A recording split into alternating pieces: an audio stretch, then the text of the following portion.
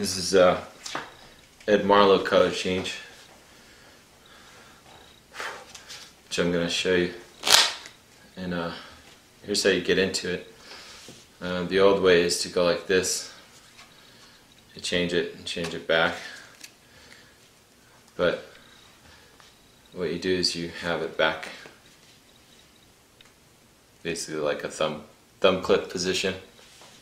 And then, so when you show it cleanly like this, you then just wave your hand, give it a shake. As you shake, you're going to bring this card really fast here in front. So that will be the mechanics on it, like so. As you're waving here, this will come down.